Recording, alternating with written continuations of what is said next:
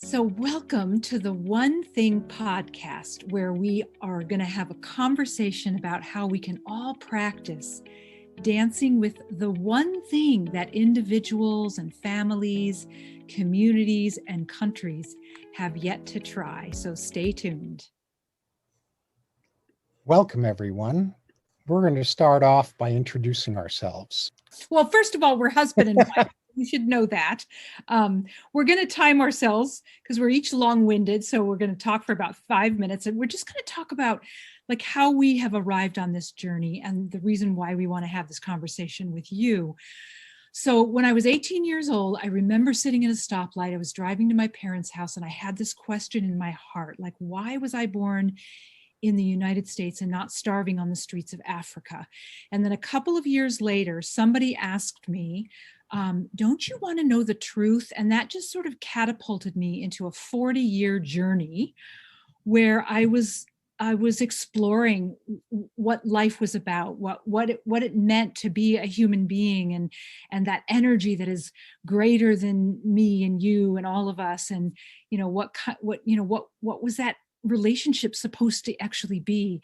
And I was raised Catholic, so I had to sort of untangle the religious stuff while I was exploring and on this adventure of discovering. And I got into the healing arts. I'm a practitioner of Chinese medicine, which kind of opened things up in a new way. There's the idea of qi, which is basically life force or energy, or it's the thing that's beating my heart, your heart right now, and pumping our blood. And it just continued to unfold and give me these kind of even more curious questions. And one of the things I've learned on this journey is that it's curiosity and inquiries of my heart that help to open up the answers and the the way life works. I'm not saying I have all the answers. I'm just saying that when I have a question, I usually get shown an answer. And there's a lot of questions. So, and that seems to be an ever unfolding thing.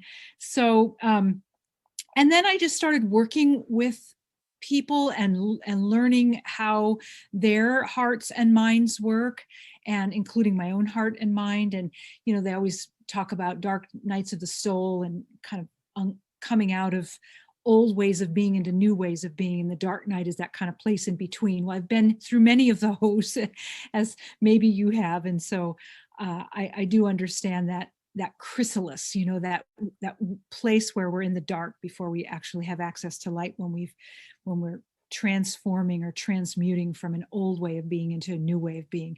It's like a constant rebirth is how it feels. When one is on what is called a spiritual path, that's what it feels like anyway. And so we're going to have a conversation about like all of the words, like the different names that people use, that really, if you kind of boil it down, it all has a similar essence. And even in a religious context, we're not going to be talking about religion per se, but in a religious context, all the messages, all the spiritual paths, all the philosophies, if we unpeel and unpack it all, there's like some very core truths that I think David and I have both come upon. And so our conversation is about how do we access those breath by breath, day in and day out, as a human being inside families and communities and whatever countries we live in order to affect change for good. Not the same old hamster's wheel that humanity seems to be on for a long time, but the impact of good from that connected place. And how husbands and wives sometimes introduce their partner as their better half. Well, we're kind of being tongue in cheek and calling this part of ourselves that not everybody has a really solid relationship with. We're calling it our better half. And so we're just going to be talking about that in really open ways and welcoming questions and offering, resources and that sort of thing to point us all in directions that feel right. And we just ask that if you resonate with the material, then come back and be with us as often as you can, and share with your family and friends if it feels right to do so. We don't claim to have any bead on the right, the one right thing. We just know that there are things that we've tried that tend to work and seem like they line up with an aspect of life that feels right. And so that's the conversation that we'd like to have over time. And my beeper is going to go off in 10 seconds, so I might as well stop there. Well, wonderful. Thank you. And so I'm David Gruder, and my journey with what we're calling the one thing, and you'll understand what we mean by that as we unravel this through this episode and then in subsequent episodes, really starts in childhood, because I was searching for the one thing and not finding it. And I didn't know that's what I was searching for.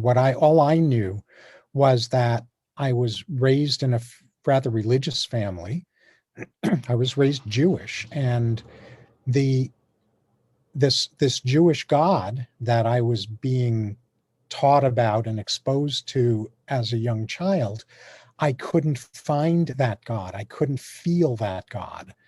And I felt a real deep disconnection and emptiness, and a sense of, well, I'm going to have to manage my life myself. I have to do everything myself. There is no higher me. There is no there was no notion. There was nothing in my worldview as a child that exposed me to the notion that there was what some people call a higher self. And my quest to find the one thing actually got its first substantial, meaningful answer during my bar mitzvah at age 13, when I had a spontaneous experience while I was chanting a portion of the service, a particular portion of the service. I did the whole thing, but in this particular portion of the service, I had this experience where my sense of my sense of David disappeared. And all there was the music coming through this mouth and imbuing the sanctuary with transcendent energy. Now, I didn't have the term transcendent energy, but I had the experience that the sanctuary was bathed in light, and everyone in the sanctuary had this beatific look on their faces. And about 2/3 of the way through this portion of the service came this question inside me, which was, well, where are you, David? Because I was really in, again, I didn't have this wording back then, I was in a not I state. And when that question, where are you, David, came through me, I was totally rattled. I was totally disoriented for a moment. And then I picked up and continued, and I was technically flawless from, in what I was doing from that point forward, but all the magic was gone. And so I realized in hindsight, as I started to understand more about the one thing, that I was being gifted during my bar mitzvah with a contrast between when I was dancing with my better half and when I wasn't, when I was a seemingly separated self. I've gone on to become a clinical and organizational development psychologist and blah, blah, blah. You can read about my background, my bio on the site. I'm not going to go into that during my time right now. But what I do want to say is that in this chapter of my career, my focus is on helping to repair and elevate the world through helping to facilitate self-sovereignty that serves us all, as I call it, and craft a rebirth of a society and a governance structure that supports that. And my experience through having traveled through many, many spiritual and religious and metaphysical and philosophical paths over the course of my lifetime is that trying to do transformation without connection with the one thing is an exercise in ego. And it's only through connection with the one thing that self-sovereignty that serves us all really is possible as something that's transcendent rather than an act of ego. And so that's what brings me to this podcast. Laurie and I were talking about this notion of the one thing that's not been tried in governance and in business and in societal development, and as well as individual development. And we realized that since it seems like it's not being talked about a lot or enough, that it was on us to share our perspectives on the one thing. And Was that 5 minutes? no, Oh, that's perfect. yeah. You're muted. You're muted, honey. Yeah, good job. I was saying, trying to. Oh. Okay. Yeah. So the way this actually came up is, as David said, we've both been kind of steeped in our spiritual paths, and we were driving to Colorado listening to a book on tape called Sapiens. And after, I don't know, at least half or three quarters of the way in, we just started talking about how, because the interesting thing about the book is it's a long arc of understanding humanity, or just, the facts and the data about human beings going through the different agriculture and industrial and now technology, all the various revolutions. Is that the right word? Revolutions? Or yeah. And it's like we're doing the same thing. It's just a different era. And the one thing that humanity has not yet tried is the things that we're going to be talking about in order to make impact and affect change at every level of being. And so we're both pretty passionate about engaging in this dialogue in order to just have the conversation be on the table about this one thing that has yet to be tried. Mm-hmm. So, yeah. And Laurie mentioned this in passing a little while ago, but I want to really emphasize it, that this podcast, and this is important for those of you who know me, because I love teaching. This podcast is not a teaching podcast.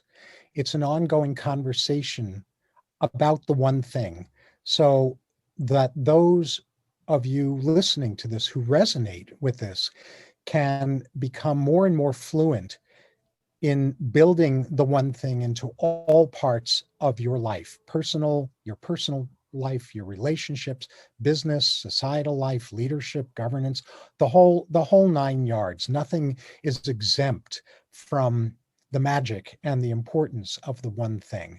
And so this is really a conversation, not a teaching podcast.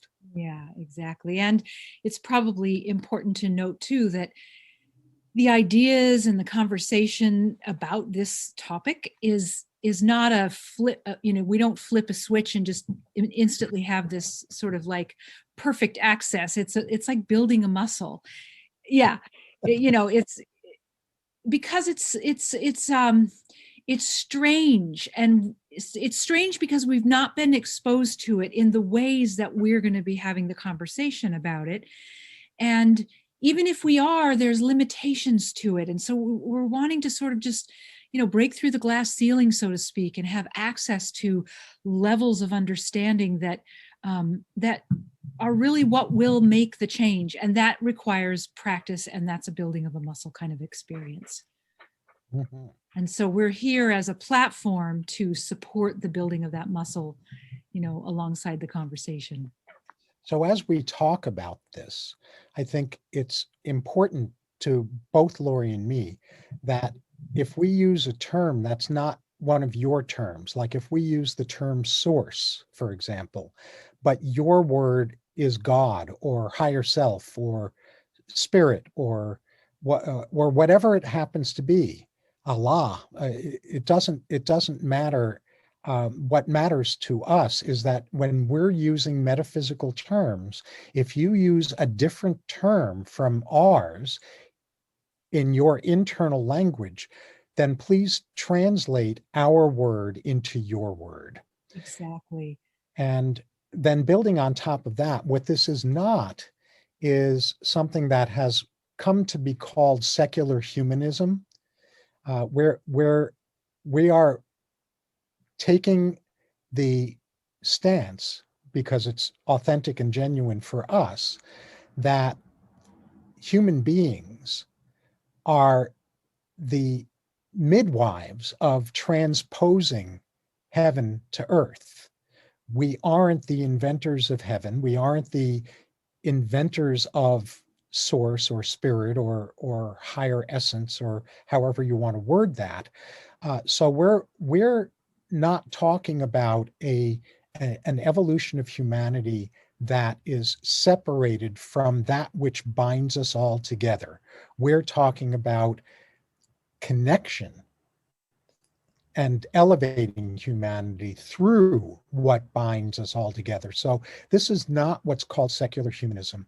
Things get confused. Laurie and I have both found when we deal with situations and with ourselves at the level of the mind, at the level of fear, compared to them getting unconfused when we deal with the events in our inner lives and outer lives and what's going on in the world at the level of the one thing.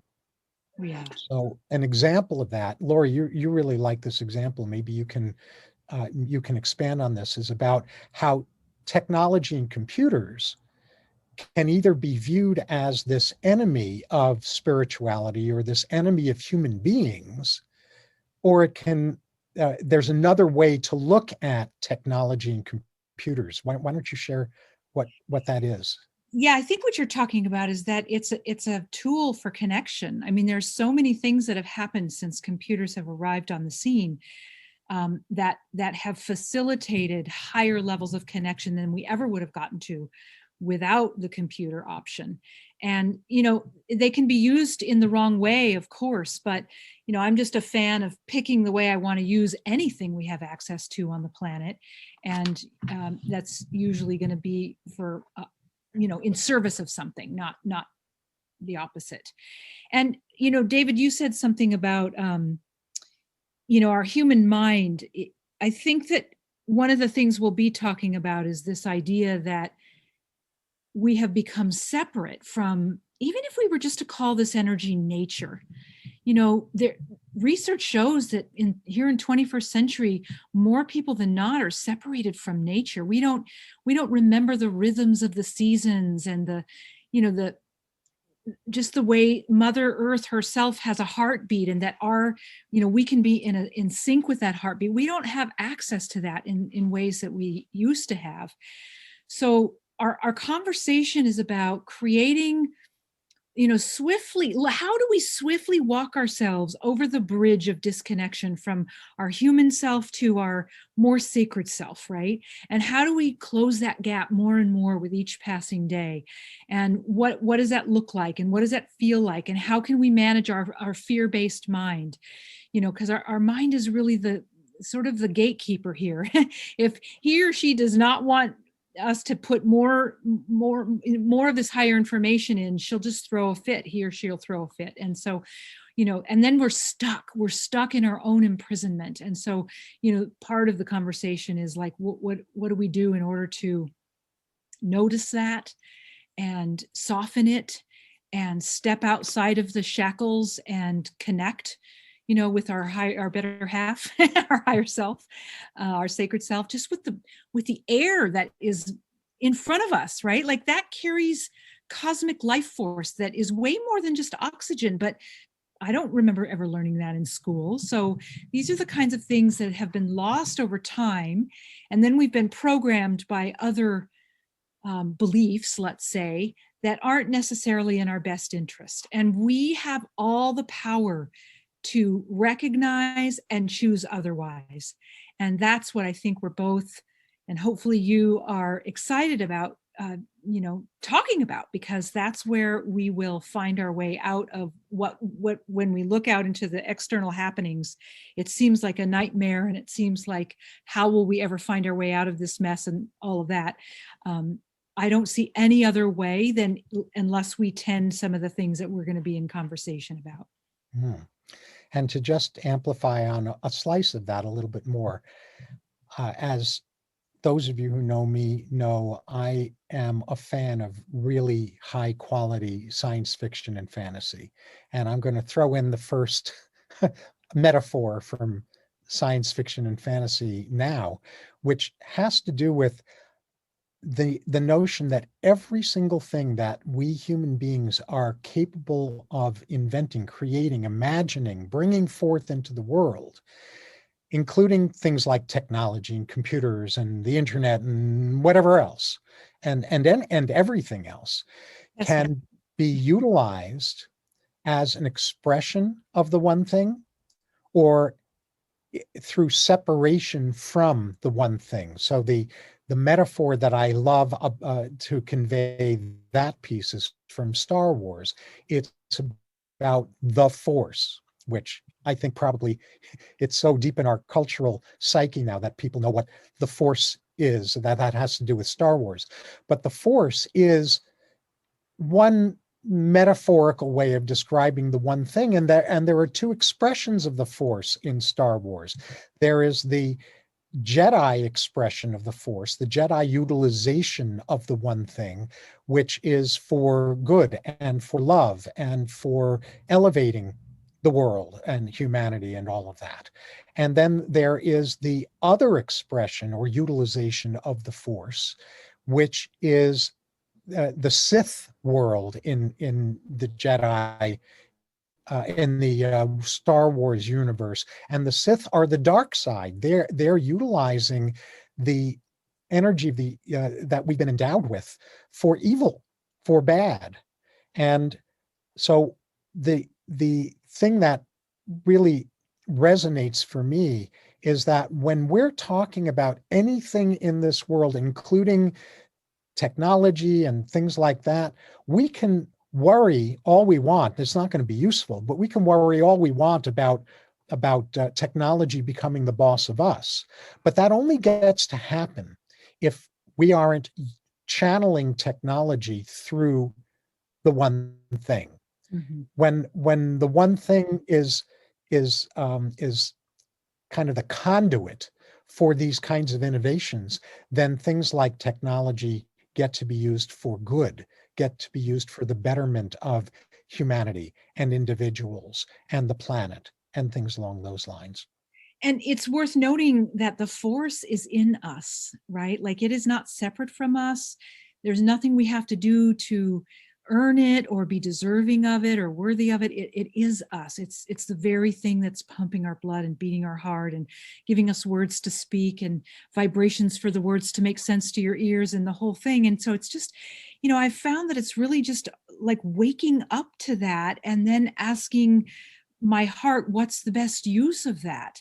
And that, if I feel stuck or imprisoned or shackled by any of the what seems to be evil forces, honestly, all I have to do is come back to that centered place, and I am shown, or it is very obvious, or the feeling I have inside as a result of coming into that is very different than my fear about the thing that I'm churning about. And so if more and more of us have access to that, then it becomes a very different world, right?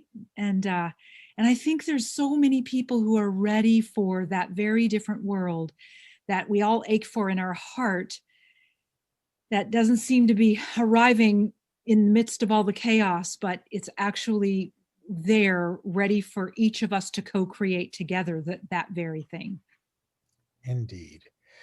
Anything else you want to add before I talk a little bit about each episode and things like that?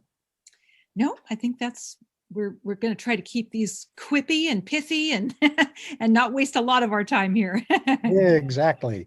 And so, segueing on that, Laurie and I are intending to keep each of these episodes of the one thing to a maximum of 20 to 30 minutes. And for starters, we're shooting for every other week, although this podcast is going to unfold organically. So we'll discover what's really going to be so as we go along. Right, right. And in the next episode, we're going to unpack this one thing. We're going to talk about the foundational principles. And again, David mentioned earlier, whatever words work for you, but it's important for us to kind of all start from the same foundation so that we can walk forward on the journey together, with these similar foundational pieces. So until next time, remember to dance with your better half.